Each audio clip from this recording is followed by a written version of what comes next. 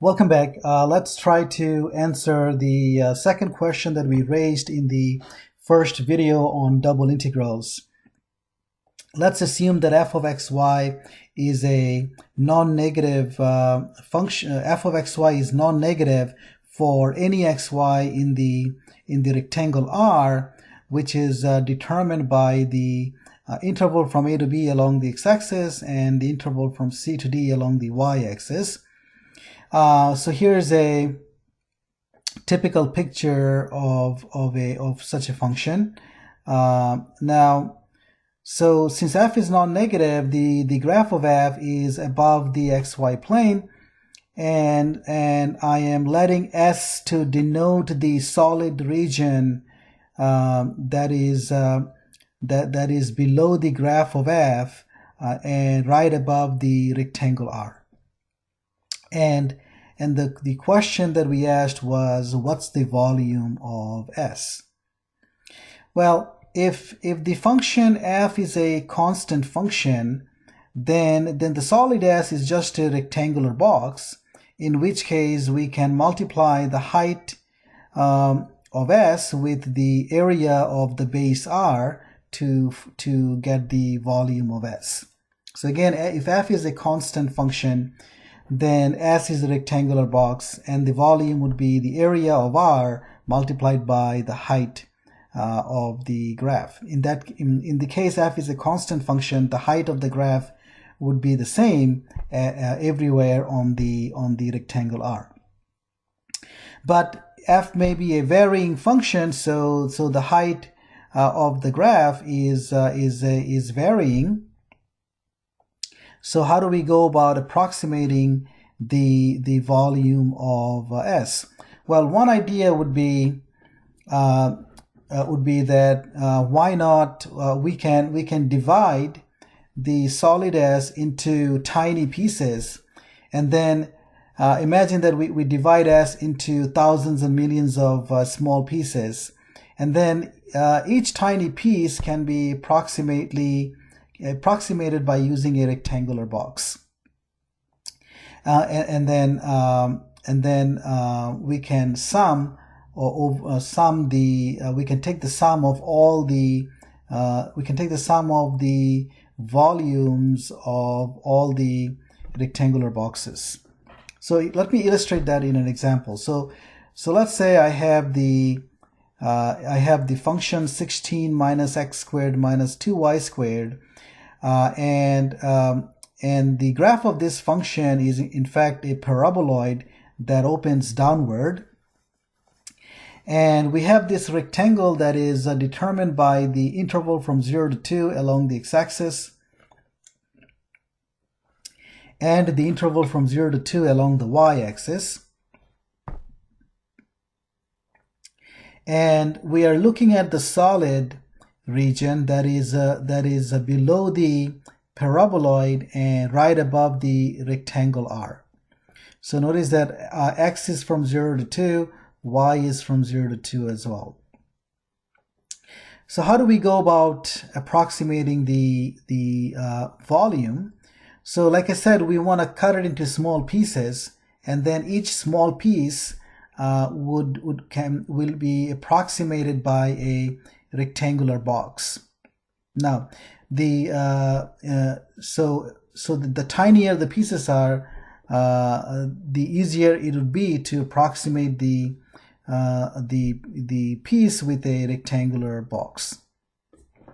So here we are. So what we are doing here is we are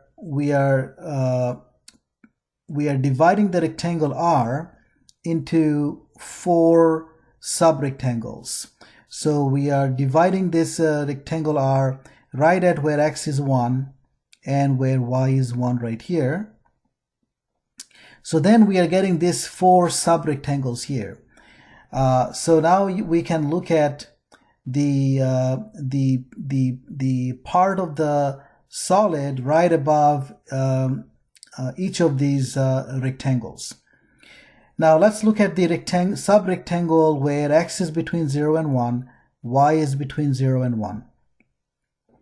Now on this subrectangle, we are going to draw a rectangular box where the height of the box is the height of the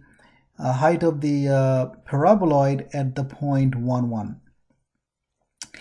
So right above the first subrectangle here, we drew this subrectangle. Sorry, this rectangular box, and this rectangular box is our approximation to the part of the solid that is right above this subrectangle.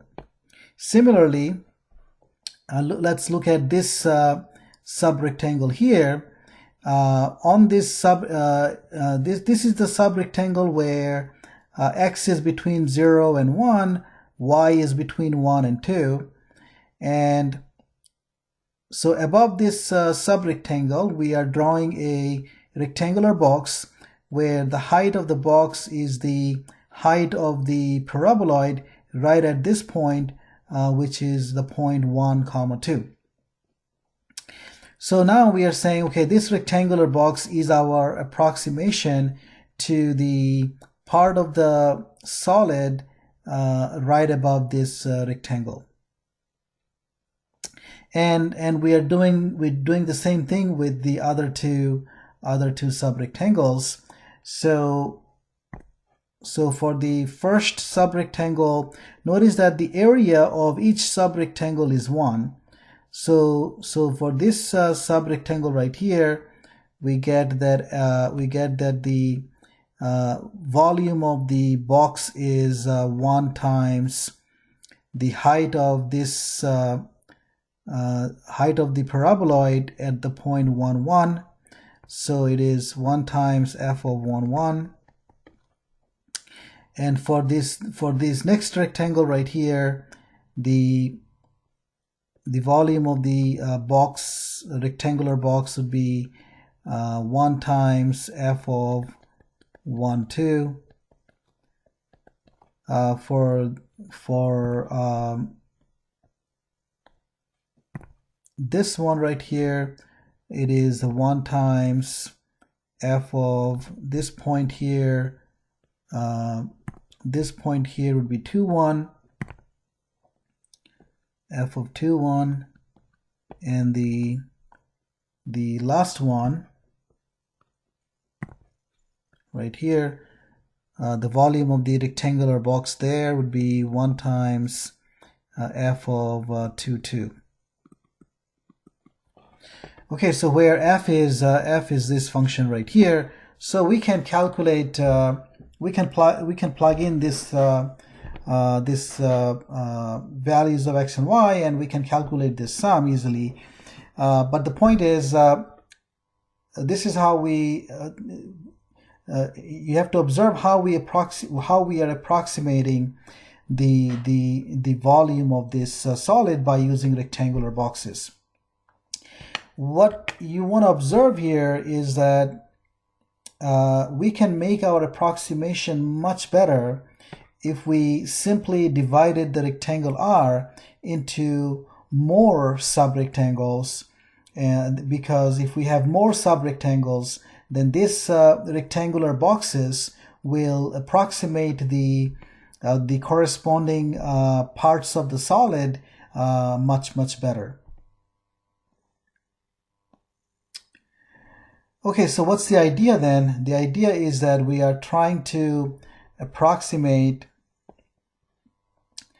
the volume of the solid below the graph of f right above the rectangle R, and to do so we basically divide the rectangle R into tiny pieces, tiny subrectangles as before. And so now let's look at the ijth subrectangle here, and right above the ijth subrectangle we create a rectangular box where the height of the box is the same as the height of the graph of f at a point inside this subrectangle. So again, this is the ijth subrectangle. We pick this point xij star, yij star there, and we are creating a rectangular box right above this subrectangle where the height is given by the height of the graph of f at that point, which is the value of the function f at that point. So imagine that this is a very tiny subrectangle here. So then this rectangular box is a very good approximation of the part of this solid right above this subrectangle. So the part of the solid right above this subrectangle is approximated by this rectangular box, and the volume of the rectangular box then is a good approximation to the part of the solid right above this subrectangle. So f of xij star yij star multiplied by the area of the ij at subrectangle, that's the volume of the solid over the right over the ij at subrectangle.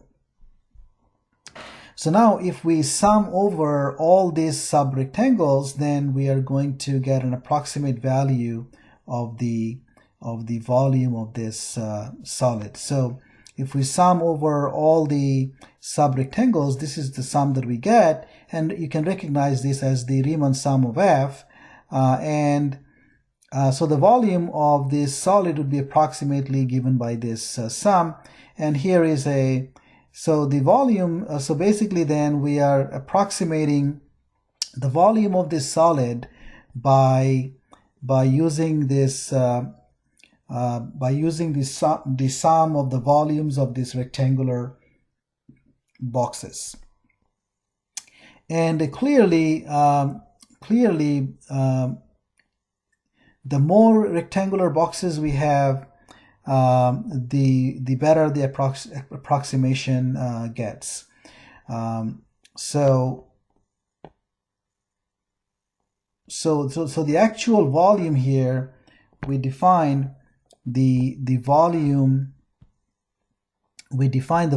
of this volume of S as the limit as mn goes to infinity of this Riemann sum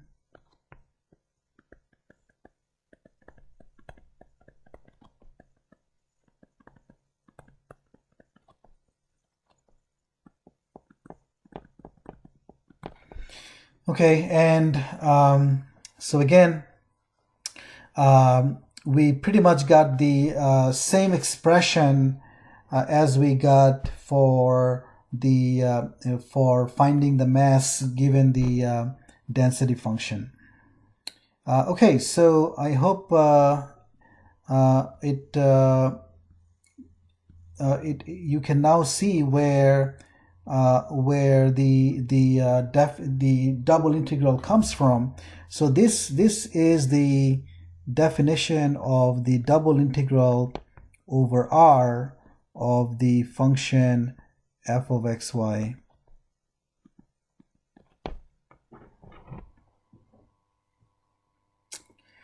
Now, even if f is if f is any arbitrary function, and then the double integral of f over a rectangle is defined the same way. So we form this Riemann sum, and then we take the limit, and that's the definition of the double integral of f over the rectangle R. Okay, so I'm going to stop here and continue from the next video.